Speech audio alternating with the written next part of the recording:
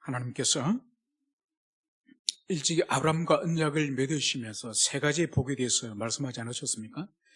그 가운데 하나님께서 특별히 아브라함과 그의 후손들에게 주실 땅에 대해서 우리는 잘 알고 있습니다. 그 땅이 어떤 땅이었습니까? 바로 너와 너 후손이 밟는 이 가나안 땅, 이 가나안 땅을 이제 너와 너의 후손에게 주시겠다, 이 말씀을 주님께서 하셨습니다. 그러니까 세상에 많고 많은 땅 가운데 하나님이 이 지극히 사랑하시고 지극히 사랑해서 언약을 맺은 이 지상의 유일한 민족인 이 히브리인들에게 반드시 가나안 땅, 이 땅을 너희들이 주겠다, 이 말씀을 하신 거죠. 그래서 그들을 400년 동안 노예로 살아가는 그들을 이제는 출애굽하여서 그들을 40년간 광야에서 이제 훈련을 시키고 연단하여서 드디어 가나안 땅으로 이제 심기지 않았습니까? 여러분, 그런데 우리가 알다시피 하나님이 약속하신 이 가나안 땅은 어떤 특징을 가지고 있는 땅입니까? 이 세상에 많은 땅들이 있지만은 그 땅들과 유달리 독특한 특징이 이 가나안 땅에 있습니다.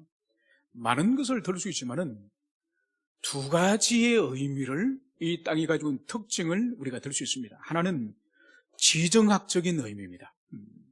그러니까 이 지정학적인 의미는 뭔가 하니까 이 땅은 평화가 없는 땅이에요.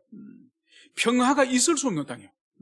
왜냐하면은 이 중간에 이 가나안 땅이라고 하는 것은 남쪽의 거대한 이집트 제국이 아프리카 제국의 상징적인 국가로서 가장 강력한 이집트 제국이 이 가나안 땅 남쪽에서 버티고 있고, 그리고 북쪽에는 이 팔레스타인 북쪽에는 이 메소포타미아 문명, 그래서 이 가나안 땅 남북에는 인류 역사의 4대 문명 가운데서 2대 문명이 남북에 버티고 있습니다.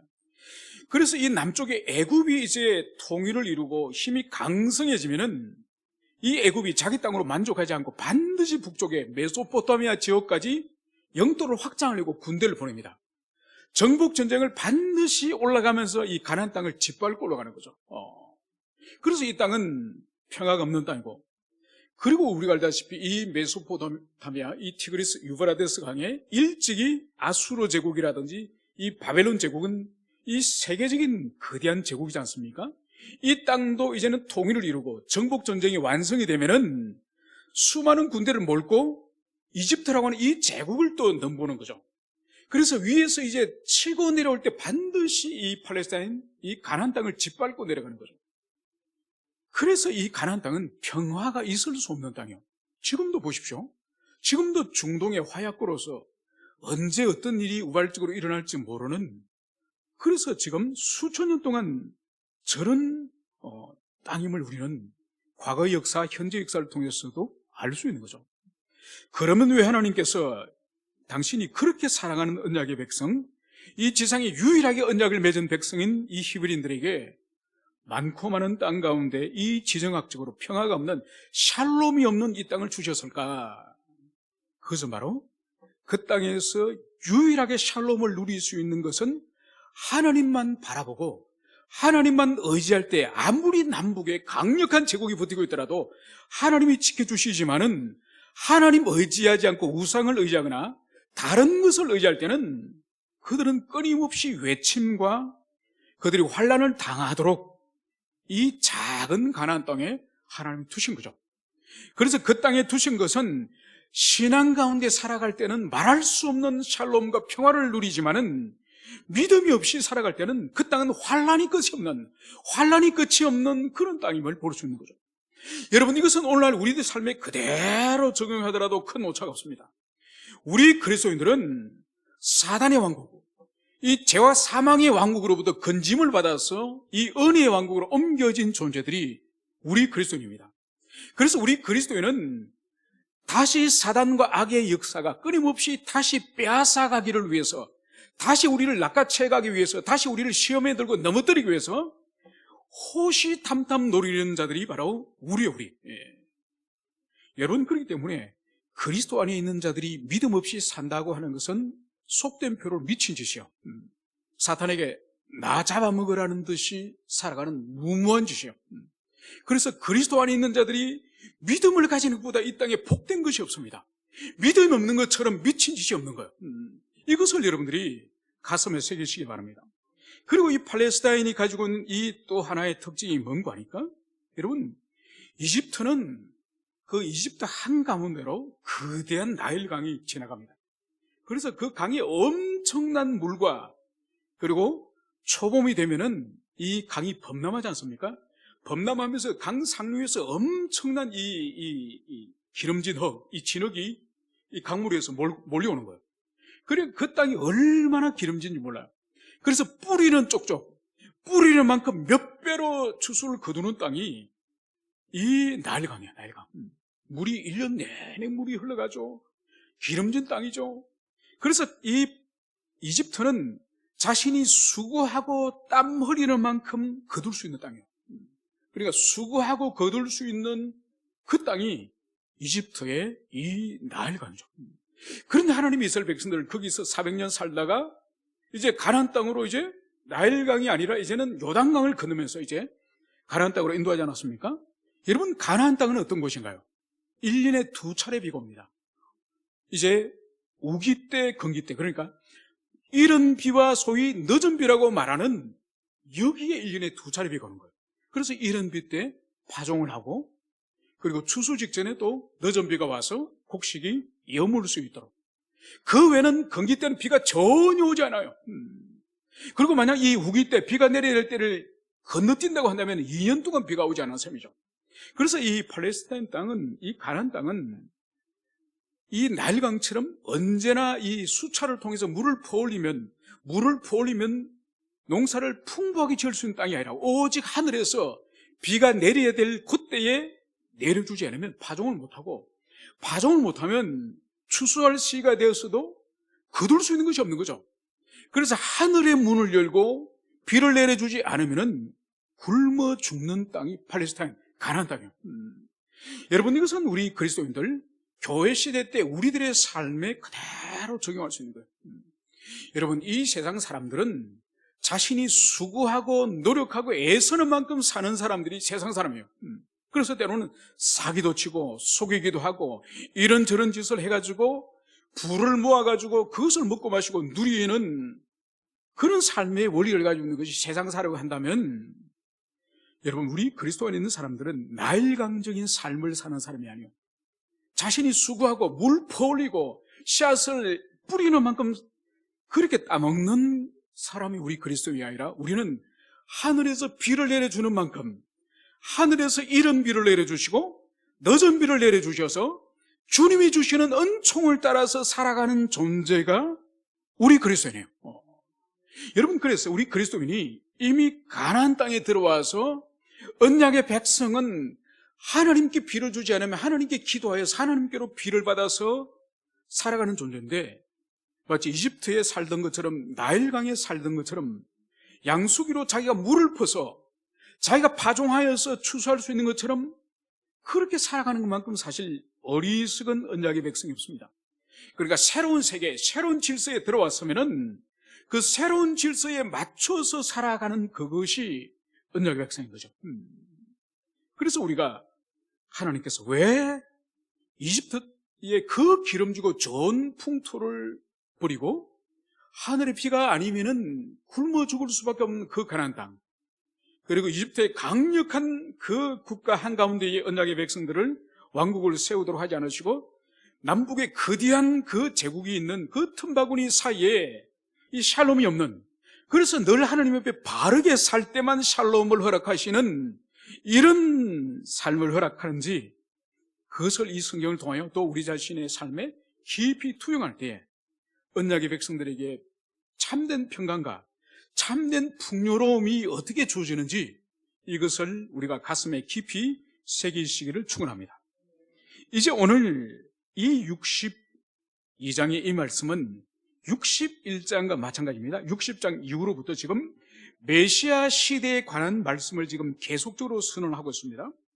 오늘 이 62장도 메시아 시대, 메시아 사역과 관련되어서 우리가 생각을 해야 될 것입니다.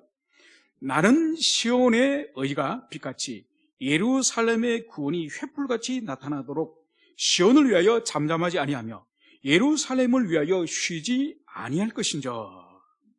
먼저 오늘 여기서 나는 도대체 이 내가 누군지, 이 1인칭 이 시점으로 기록하고 있는 이 내가 누군지를 우리가 먼저 이해할 때에 이후의 말씀을 우리가 정확히 이해할 수 있겠죠?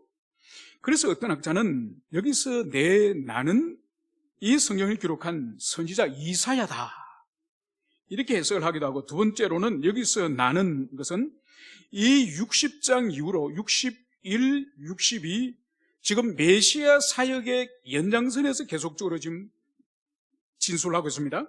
그래서 여기서 이 나는 메시아 그리스도로 해석을 하기도 합니다. 또 어떤 학자들은 이 나를 여호와 하나님으로 해석을 하기도 하는 거죠. 그러나 이 전후 문맥을 살펴볼 때 60장 이후 61장, 62장이 그리스도 메시아 사역의 연장선으로 볼 때는 이 나는 그리스도 예수 메시아로 보는 것이 전후 문맥으로 볼 때에 자연스러운 해석이다, 그렇게 볼 수 있습니다. 그래서 메시아로 해석해서 본문을 이해하도록 그렇게 하겠습니다. 오늘 그리스도께서 메시아가 오셔서 시온의 의가 빛같이 예루살렘의 구원이 횃불같이 나타나도록 시온을 위하여 잠잠하지 아니하며 예루살렘을 위하여 쉬지 아니할 것인저. 오늘 메시아께서는 오늘 여기서 예루살렘의 구원이 횃불같이 나타나도록, 또 그리고 시온의 의가 빛같이 나타나도록, 여기서 오늘 시온을 2번 말씀하고 있고, 그리고 예루살렘을 2번을 말씀하고 있습니다. 그래서 마치 시온과 예루살렘이 다른 대상인 것처럼 그렇게 기록을 하고 있지만은 사실 시온과 예루살렘은 다른 대상이 아니죠, 그죠? 그러니까 예루살렘을 둘러싸고 있는 뒤에 있는 예루살렘 뒤에 있는 산지가 시온산입니다, 그죠?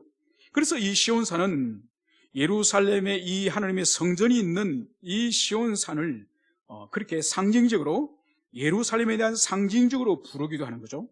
그렇다고 한다면은 시온과 예루살렘을 같은 의미로 오늘 두고 볼 때에 이 예루살렘의 의가 빛같이, 예루살렘의 구원이 횃불같이 나타나도록 오늘 주님께서는 잠잠하지 아니하고 예루살렘을 위해서 쉬지 아니할 것이다, 이 말씀을 여기서 하고 계시는 거죠. 여러분, 이 말씀은 지금 이사야가 지금 기술하고 있고 이사야 시대의 말씀이지만은 이 말씀은 이사야 시대 150년 후에 남유다가 드디어 멸망하지 않습니까? 멸망을 하고 70년간을 포로로 끌려갔다가 70년의 때가 찰 때 이제 돌아오잖아요. 그러니까 이 62장의 말씀은 70년 포로 생활로 들어갔다가 돌아오는 그 세대를 말하는 거죠. 그러니까 이 이사야 본인 이후로는 220년 후에 후손들이 받을 말씀을 지금 하시는 거예요. 이게 62장이 그런 역사적 배경을 가지고 있다는 것을 볼 수 있습니다. 그래서 220년 후에 70년의 포로 생활을 끝내고 이제 그 돌아올 후손들을 향해서 지금 오늘 메시아께서 오늘 어떻게 오늘 역사하시겠다고요? 바로 예루살렘의 의가 빛과 같이 찬란히 빛나고, 그리고 예루살렘의 구원이 횃불같이 나타나도록 그리스도 예수 메시아께서는 잠잠히 계시지 않고 예루살렘을 위해서 쉬지 않고 열심히 당신께서 열정을 가지고 일을 하시겠다, 이 말씀을 여기서 하고 있는 거예요. 여러분, 150년 후에 이스라엘 백성들이 포로로 끌려갑니다. 포로로 끌려갈 때 얼마나 비참한지 몰라요. 그러니까 예루살렘에서 바벨론까지 거리가 엄청난 거예요. 그리고 그 거리는 길들은 다 광야입니다, 광야. 그래서 사람들이 이 사설에 묶여가지고 그 예루살렘에서 바벨론까지 약 1000km가 넘어요. 그 엄청난 거리를 사설에 묶여서 그 광야에 가다가 태반은 죽습니다. 태반은 죽고 살아남은 사람만이 이제 포로가 돼서 드디어 바벨론으로 들어가는 거죠. 그러니까 그 바벨론으로 들어갔을 때 그 사람들이 하나님이 우리를 부르셨다. 하나님이 이제 우리를 부르셨고 우리는 하나님께 부름을 받았고 우리는 아무 소망이 없다. 여러분, 차라리 죽으면 사실 모든 것이 깨끗하게 끝난다고 사람들은 생각을 합니다. 물론 그렇지 않지만은, 그런데 죽지 않고 포로로 바벨론까지 이제 예루살렘에서 끌려온 사람들에게 있어서 살아남은 사람에게 고통스러운 것이 뭘까요? 하나님이 우리를 부르셨고 이제는 예루살렘을 떠나왔기 때문에 이제 하나님이 계시지 않는다. 그래서 절망 가운데 살아가는 그 삶이 차라리 죽는 것보다 더 고통스러운 거죠. 죽는 것보다 더 고통스러운 거예요. 여러분, 목양을 가끔 하다 보면은 정말 아무런 소망이 없는, 자기 인생에 대해서 전혀 애착도 없고 소망도 없고 희망이 한 조각도 없는 그런 지체들을 만날 때가 있습니다. 그러면은 아무리 제가 설득을 해도 저희 목양적 권면도 그 영혼에게는 티끌만큼도 소망이 안 되는 거예요. 그러면 하나님께서 어떤 마음을 주시는 거니까, 그 지체가 가지고 있는 절망의 마음을 확 제 심령에 부어주세요. 그러면 얼마나 고통스러운지 모릅니다. 그러니까 제 자신도 모든 힘이 다 빠져나가고, 그 지체가 경험하고 있는 절망을 긴 시간은 아니지만 짧은 시간 동안에 제 마음에 한없는 무게와 한없는 고통을 주님께서 목자인 저에게 경험하게 해주세요. 아마 그게 목자이기 때문에 주님께서 그 지체에 대해서 바르게 알도록 하기 위해서 너도 경험을 해봐라, 그 지체가 얼마나 큰 고통 가운데 있는지. 우리 주님이 십자가를 친히 지셨고 지옥의 형벌을 일시적으로 고통하셨던 것처럼, 목자에게 주님께서 가끔씩 지체의 절망을 경험케 하는 그런 은혜가 있습니다. 그때는 정말 고통스럽고 힘들죠. 그런데 그것을 통해서 우리가 알 수 있는 것이 바로 뭔가 하니까, 절망이라는 게 이렇게 무서운 거구나. 소망이 없는 것은, 한날 한날 소망 없이 살아가면서 생명을 부지하는 것이 이렇게 두려운 것이구나. 그것을 깨달을 수 있는 거죠. 바로 바벨론에 끌려간 이스라엘 백성들에게, 그들에게 가장 큰 두려움은 하나님이 우리를 버리셨고 우리를 떠났다, 우리에게 소망이 없다, 이 절망의 마음이 이들에게 가장 큰 그런 어려움이죠. 그런데 오늘 주님께서 오늘 하신 말씀이 뭔가요? 바로 나는 시온의 의가 빛같이 예루살렘의 권이 횃불같이 나타나도록 시온을 위하여 잠잠하지 아니하며 예루살렘을 위하여 쉬지 아니할 것인저. 이스라엘 백성들은 자신을 하나님이 버렸다고 생각하고 하나님이 계시지 않는다고 생각하였지만은, 하나님께서는 다시 이스라엘의 의가 빛나도록, 또 그들의 권이 횃불같이 타오도록 주님은 잠잠히 계시지 않고 열심을 다하여서 주님께서는 일하시겠다, 이것을 말씀하시는 거예요. 여러분, 이것은 우리가 볼 수 있는 것이 바로 뭔가 하니까, 이사야 시대는 아직 이것을 그들이 깨닫지 못하지만은 실제로 70년의 포로가 끝나고 나서, 하나님이 약속하신 그 형벌의 기간이 끝나고 나서 하나님이 어떻게 하셨습니까? 페르시아라는 나라를 통해서 바벨론이 멸망하고, 고레스라는 황제를 통해서 유대인들은 다 조국으로 돌아가라. 이제 돌아갈 때에 너희들이 뺏겼던, 너희들의 성전에서 하나님을 섬겼던 금그릇, 은그릇 다 가져가라. 그리고 너희들이 성전을 짓는 데 필요한 목재라든지 필요한 모든 재료 우리가 대주겠다. 우리 왕실의 재정으로 다 대주겠다. 그렇게 하나님이 보내지 않으셨습니까? 그래서 주님께서는 이 예루살렘의 이 구원과 의가 빛나도록 하기 위해서 당신이 멈추지 않고 열정적으로 헌신하며 사역을 하신 거예요. 여러분, 이것을 우리가 생생히 볼 수 있는 것은 그리스도 예수의 사역이에요. 그래서 창세기 3장 15절에서 그 태고 쪽에, 그 에덴에서 하나님께서 아담에게 약속하지 않으셨습니까? 여인의 후손이 와서 뱀의 머리를 상해할 것이요. 그래서 메시아 사역을 에덴에서 약속하셨던 그 하나님의 약속이 드디어 하나님이 사람의 몸을 입으시고 이 땅에 오셔서 뱀의 머리를 상해하시는, 당신이 십자가 죽으신 것 부활을 통해서 악의 세력, 죽음의 세력, 사단의 세계를 결정적으로 파괴하신 그 여호와 하나님, 그 열정이 바로 그리스도 예수의 열심으로 드러난 거죠. 그래서 3년의 공생애를 통해서 모든 진리 말씀을 통해서 구원과 구원 이후의 삶에 대해서 다 제자들에게 가르쳐 주셨고, 마지막에는 자신은 십자가에서 이제는 못 박혀서 피와 물을 흘리시고 심장이 터져서 죽는 그 죽음의 사역을 통해서 이제 모든 하나님을 떠난 인류들이 누구든지 믿음으로 이제는 구속을 얻고 누구든지 하나님 앞에 회복될 수 있는 길을 주님이 열어놓지 않습니까? 그죠? 이것이 바로 오늘 여기서 보여주는 쉬지 않고 멈추지 않고 당신의 열정과 열심을 보여주시겠다는 그 말씀이 바로 예수의 사역, 예수의 대속의 사역을 통해서 완성되었음을 우리는 이미 경험하고 우리는 그것을 날마다 지금 체험하면서 살아가고 있습니다. 이제 이어서 이제 그 메시아 사역을 통해서 이제 어떤 일이 있을 것인가?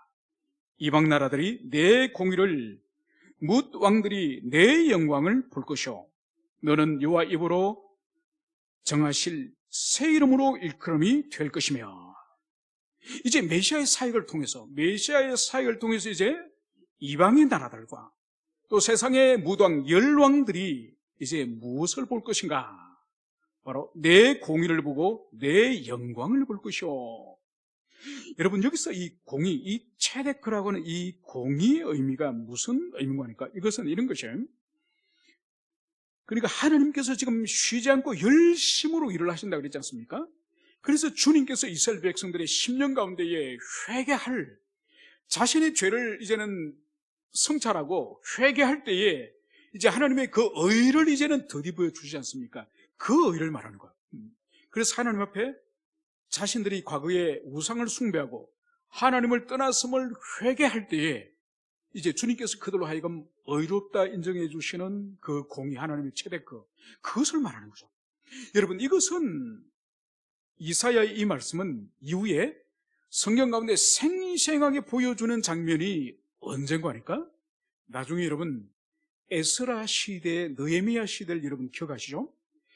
에스라서 느헤미야서를 보면은 이제 이스라엘 백성들이 성을 다 준공을 다 하고 돌아와서 무너진 예루살렘 성을 다시 다 이제 건축을 다 하고, 그러고 나서는 에스라가 모든 백성들을 이제 이 물리적인 이 성, 물리적인 성벽을 이제는 재건축을 다시 해가지고 외적들이 쳐들어오지 못하도록 했다고 한다면은 이제 이 사람들을 다 이 성전 광장에 다 모이도록 합니다. 다 모이도록 하여서 이른 새벽부터 이 에스라가 하나님의 말씀을 강론하는 것, 하나님의 말씀을 이제 전하는 거죠. 이건 뭔고 하니까 이제 성벽을 통해서 적들이 이제 이 성을 타고 들어오지 못하도록 성을 완성했다고 한다면은 이제 이 영혼의 성벽, 사단과 악의 세력들이, 언약의 백성들의 이 마음을 틈타지 못하도록 이제 이 영적 방벽을 세우는 일을 에스라가 하지 않습니까? 그래서 이스라엘 백성들을 하루 종일 앉혀놔놓고 에스라가 하나님의 율법의 말씀을 강론하는 거죠. 그때 어떤 일이 벌어지죠? 이 백성들이 하나님의 말씀을 듣고 대성통곡을 합니다. 대성통곡을 하면서 거기서 큰 각성의 역사가 일어나요. 대각성의 역사가 일어납니다. 그 가운데에 한 각성의 어떤 역사가 일어나는 거니까 이 하나님의 말씀이 들어가니 저 자신들의 죄를 각성하는 거야. 그 가운데 어떤 죄를 각성하는 거니까 이 이스라엘 백성들이 포로로 끌려가게 된 이 단초가 되는 죄가 사실 뭡니까? 이 근원을 찾아 올라가 보면 사실은 이 솔로몬의 죄거든요. 이 솔로몬이 자신의 왕국을 더 강력하고 더 튼튼한 이 지상의 왕국으로 만들기 위해서 인본주의적인 인간적인 생각을 하는 것이 바로 뭐죠?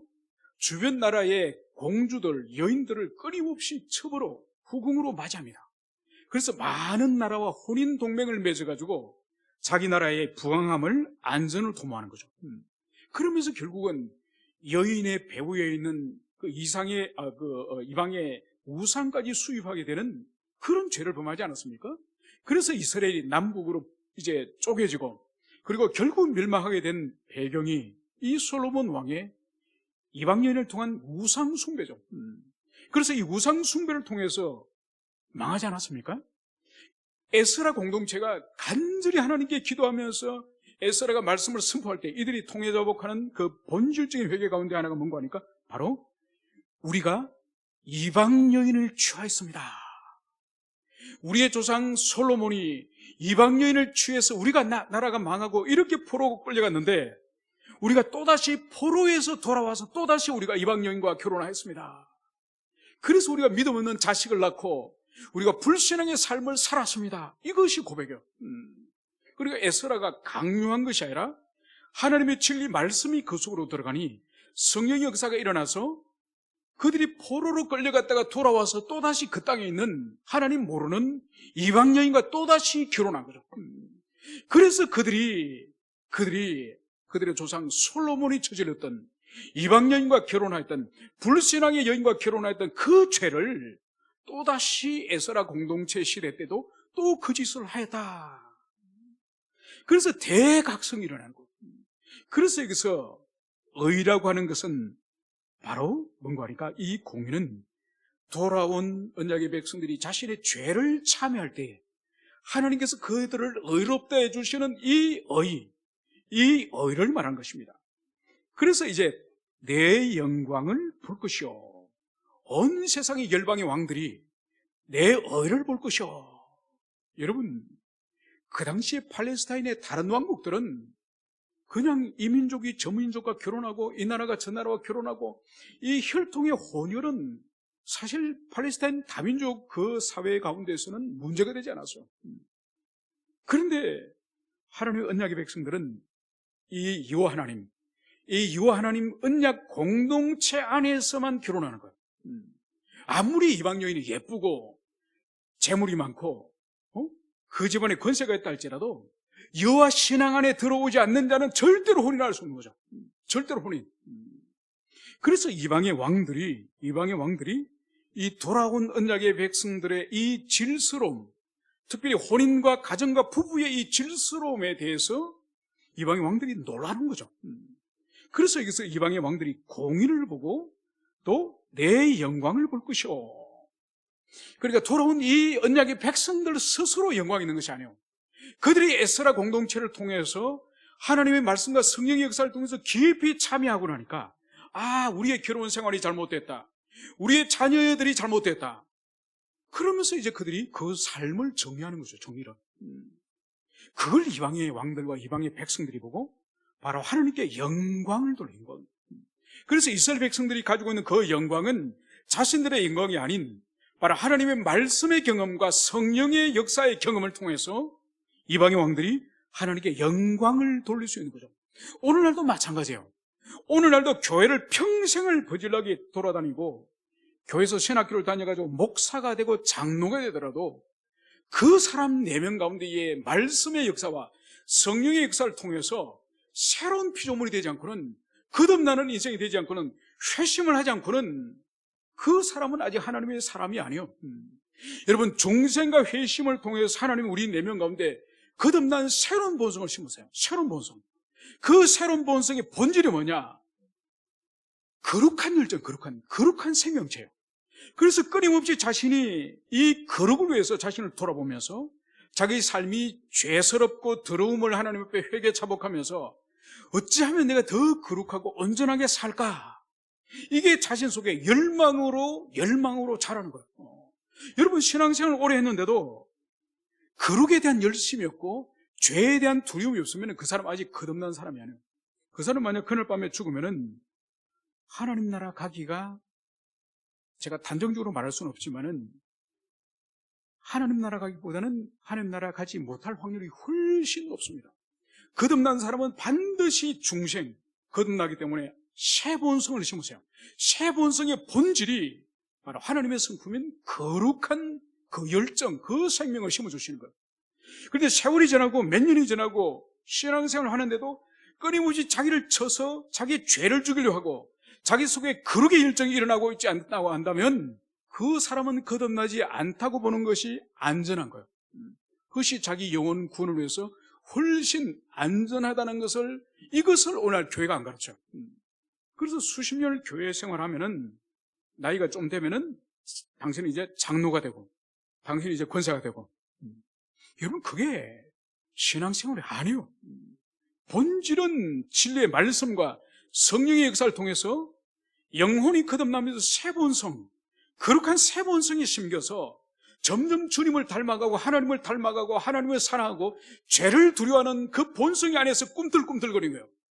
거기에서 일시적으로 죄를 짓더라도 그 주님 앞에 자신을 쳐서 복종시키는 이 거룩한 삶의 열매들이 있는 거예요. 이 사람이 하나님의 자녀예요. 이것이 없으면은 무리밖에 없는 그리스도인은 구원받지 못합니다. 이걸 교회가 명백하게 가르쳐 주어서 하나님의 말씀 앞에 자기 자신의 영혼을 스스로 성찰하면서 내 영혼의 상처는 아직도 새 생명을, 아직도 새로운 피조물이 아직 아니구나. 그러면서 자기를 하나님 앞에 엎드리면서 하나님의 은혜를 구하도록 해야지, 그 영혼이 세월이 지나도록 아무런 각성이 일어나지 않도록 계속적으로 그 영혼을 편안하게, 그 영혼을 안전하다. 여러분, 그것은 그 영혼을 저주에 빠뜨리는 일이에요. 오늘 분명히 보십시오. 오늘 여호와 하나님께서 그리스도 예수를 보내주셔서 우리 주님이 잠잠치 않고 예루살렘을 위해서 열심을 낸 결과가 바로 뭇 왕들과 이방 나라들이 이제 영광을 볼 것이며 바로 하나님의 이 공의를 볼 것이다, 이 말씀을 여기서 하고 있는 거죠. 바로 그 결정적 증거가 바로 뭐죠? 너는 여호와 입으로 정하실 새 이름으로 일컬음이 될 것이며, 바로 너는 새로운 이름을 가지게 될 것이다. 바로 아브라함이 아브라함, 사레가 사라, 그리고 야곱이 이스라엘. 여러분, 새 이름을 가진다는 의미가 뭔가요? 그는 새로운 존재요, 새로운 삶을 산다는 의미가 새 이름을 가진다는 의미예요. 그래서 여기서 그리스도 예수, 그리스도의 그분, 메시아 그분의 사역을 통해서 너희들이 존재론적으로도 변화되고 삶에 있어서도 변화된다. 그 의미가 바로 너희들이 새 이름을 가지게 될 것이다, 이 말씀을 여기서 하고 있는 것입니다. 여러분, 우리는 과연 그리스도 안에 들어오기 전에, 우리가 하나님을 믿기 전에, 우리가 우리 주님을 주라 부르기 전에 비하여서 과연 새 이름을 가진 존재답습니까? 과연 새 사람으로서 야곱과 이스라엘이 나눠지고 아브라함과 아브라함의 나눠진 것을 성경 통해서 분명히 보여주는 것처럼 우리 자신이 과연 예전의 모습과 이후의 모습이 명백한 삶에 선을 그을 수 있습니까? 그렇지 않으면 아직은 우리 새 이름을 일컬음을 받는다고 할 수 없을 것입니다. 그러면서 이제 주님께서 이렇게 말씀하십니다. 이제 새 이름을 가진 우리가 어떤 주님 앞에 존재인지, 너는 또 여호와의 손에 아름다운 관, 내 하나님 손에 왕관이 될 것이라.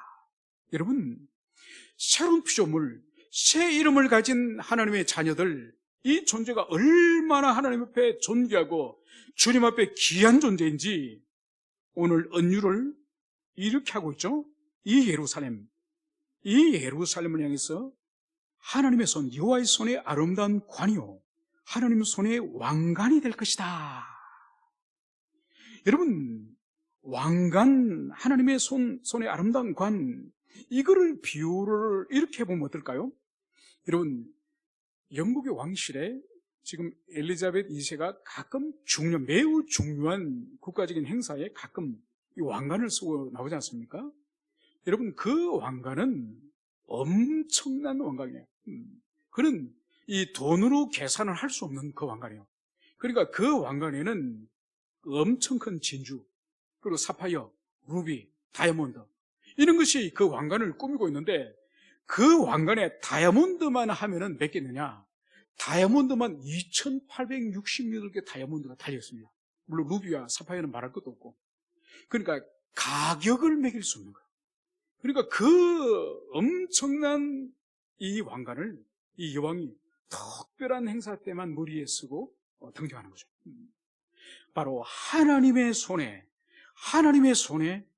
우리 그리스도 안에 있는 사람 한 명 한 명이 하나님 손에, 이 엘리자베트 2세 손에 들려진 왕관처럼 그보다 더 소중한 그런 왕관으로 주님의 손에 우리가 들려있다, 이것을 말씀하시는 거죠. 그래서 이 세상에서 볼 때는 우리가 주목을 받지 못하고, 우리가 사람들의 인기도 없고, 사람들이 볼 때는 높은 지위도 아니고, 많은 재산을 소유한 것도 아니고, 그냥 소박하게 소시민으로, 아니면 아주 무명의 사람으로 살아간다 할지라도 하나님 눈에 볼 때는 왕관의 왕관, 아름다운 관이에요. 여러분, 이 인식이 우리가 분명히 있어야 됩니다. 여러분, 이 인식은 하나님과 인격적인 관계의 경험이 없는 사람은 절대로 이것을 믿지 못해요. 여러분, 사랑을 받아본 사람, 어떤 대상이든지 그 사람에게 사랑을 진정으로 받아본 사람만이 그 사람을 사랑하는 거예요. 여러분, 사랑을 받지 못한 사람은 절대로 상대방을 사랑하지 못합니다. 여러분, 오늘 하나님은 우리를 어떻게 사랑하시겠다고요? 너는 내 손에 있는 아름다운 관이요 아름다운 왕관이다. 여러분, 이것은 회심을 통하여서 우리가 하나님 앞에 내가 어떤 사랑을 입었는지, 주님의 그 사랑을 입은 그 실체를 우리가 경험해야 돼요. 그 본질이 바로 뭐죠? 십자가의 주님의 사랑이요. 그래서 당신의 하나밖에 없는 독생자를 아버지께서 보내시고, 또 독생자께서는 아버지가 보내시는 그 보내심에 순종하여서 이 더러운 세상에 사람의 몸을 입고 오셔서 3년간 공생의 가운데에 그렇게 살아가시다가 십자가에서 모든 옷을 벌거벗음을 당하시고 비참하게 죽지 않았습니까? 자기 생명을 버리신 이유가 뭔가요? 아들의 생명을 버리신 이유가 뭔가요? 우리를 사랑하기 때문에, 죄인을 사랑하기 때문에. 그 사랑을 우리가 입은 거예요. 그래서 그거를 기록 관념으로만 듣는 것이 아니라 우리 영혼과 전 인격에 전율하는 아버지의 사랑과 희생하시는 성자의 그 사랑이 온 인격 안에 전율을 느낄 때에 우리는 이 세상에 돈이 없어도 좋고 우리에게 유명하고 좋은 집이나 좋은 차나 좋은 모든 것들이 없더라도 내가 그 사랑 하나 받았다는 것만 깊이 경험되어지면은 우리는 순교의 길도 걸어갈 수 있는 거예요. 순교의 길도. 여러분, 그게 없기 때문에 이 세상에서 보상을 받으려고 하는 거예요. 이 세상에 더 많은 것, 더 높은 자리, 더 많은 것을 세상에서 보상을 받으려고 하는 거예요. 우리 그리스도 안에 있는 사람들을 조차도 그건 어리석은 거예요. 그래서 주님께서 항상 먼저 그의 나라와 의를 구하라. 그러면 그 나머지는 다 주시겠다. 다 주시겠다. 오늘 주님께서 바로 우리를 왕관과 같고 아름다운 관이라고 하는 이 말씀을 여러분들 한 분 한 분이 가슴으로 체험하시고, 그리고 여러분 자신이 왕관과 같은 존재라는 것을 깊이 인정하시기 바랍니다. 그러면 여기 어떻게 우리가 열등의식이 작용하며 다른 사람에 비교하여서 우리가 부족한 존재라는 인식이 어떻게 있을 수 있겠습니까? 나는 하나님의 왕관 같은 존재야, 나는 아름다운 관이야, 이런 의식을 가지고 산다면 왜 우리가 우울하며, 왜 침울하며, 왜 열등의식을 가지겠습니까? 이러한 영적 자부심을 여러분들이 가지시기를 소원합니다. 이제 마지막으로 이제 4절에서는 또다시 이제 이렇게 언약의 백성 시온성 이 예루살렘을 위해서 이제 이렇게 말씀을 하십니다. 다시는 너를 버림받은 자라 부르지 아니하며 다시는 내 땅을 황무지라 부르지 아니하고. 여러분, 이것은 뭔가니까 이스라엘 백성들이 결국은 이 이사야 시대 때 북쪽 이스라엘이 멸망하지 않습니까? 그걸 남쪽에서 생생히 봤거든요. 그래서 10지파가 포로로 저기 아수르 제국으로 끌려가는 것을 이들이 생생히 소문을 통해서 들었습니다. 그러고 나서 남유다는 150년 후에 멸망하죠, 그죠? 150년 동안 이들이 돌이키지 않고 회개하지 않아서 결국은 이들이 멸망하지 않습니까? 그래서 그 땅이 완전히 황폐화되는 거죠. 완전히 바벨론으로부터 파괴되어지고 짓밟혀지지 않았습니까? 그래서 이제 너를 버림받은 자, 그리고 내 땅을 황무지, 이것은 바로 뭔가 하니까 이사야 시대 150년 후에 그 땅이 철저하게 파괴될 것을, 그래서 그 땅이 이제는 사람 살기에 적합하지 않은 그 황무지가 되고 짐승들이 사는 그런 소굴이 될 것임을 이제 말씀하지 않습니까? 그러나 이제 다시는 버림받은 자, 그리고 다시는 황무지라 부르지 아니할 것이다. 그러면 이제 하나님께서 이제 회복된 이 언약의 백성들을 이제 어떻게 부를 것인가? 바로 너를 헵시바라 하며 내 땅을 뿔라라 하리니.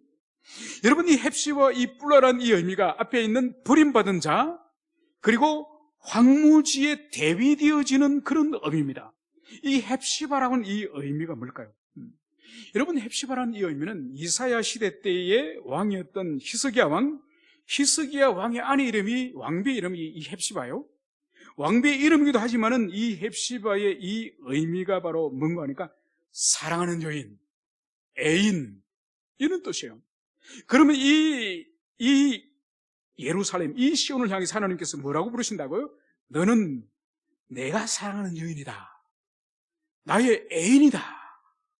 이것을 여기서 말씀하시는 거예요.